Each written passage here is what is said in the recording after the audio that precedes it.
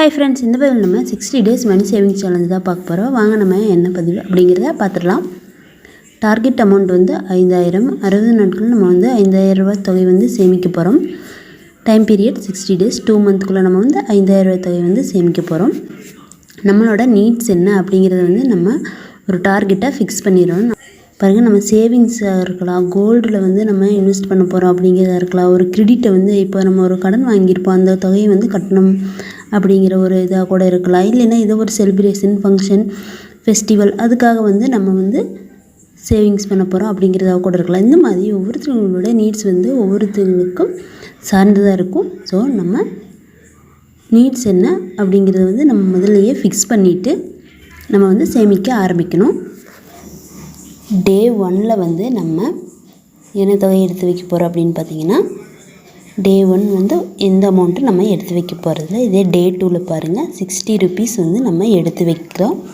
அடுத்தது டே 3 வந்து எந்த அமௌண்ட்டும் நம்ம எடுத்து வைக்க போகிறதில்ல. டே 4 60 rupees. அதே போல் டே 5 அமௌண்ட் எடுத்து வைக்கிறதில்ல.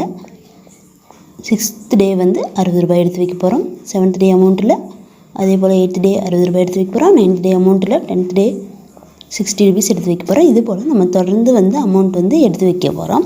60வது நாள் வரையிலுமே ஒரு நாள் விட்டு விட்டு நம்ம சேவிங்ஸ் அமௌண்ட் வந்து எடுத்து வைக்க போகிறோம். இது மாதிரி நம்ம சேவிங்ஸ் அமௌண்ட் ஒரு நாள் விட்டு ஒரு நாள் 60 நாட்கள் தொகையை எடுத்து வைக்கும்போது 30 நாட்கள் வந்து நம்ம சேவ் பண்ணியிருப்போம். வந்து நம்ம எவ்வளவு வந்து சேவ் பண்ணியிருப்போம் அப்படின்னு பார்த்தீங்கன்னா, 60 ரூபாய் தொகை வந்து எடுத்து வைத்திருப்போம். ஒரு 18,800 ரூபாய் தொகை வந்து நம்ம வந்து ஒரு நாள் விட்டு ஒரு நாள் சேவ் பண்ணதில் நமக்கு கிடச்சிருக்கும்.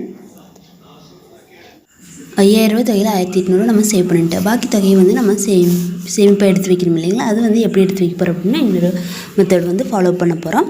இப்போ 60 நாட்களில் 60 daysல 8 வாரங்கள் இருக்குது.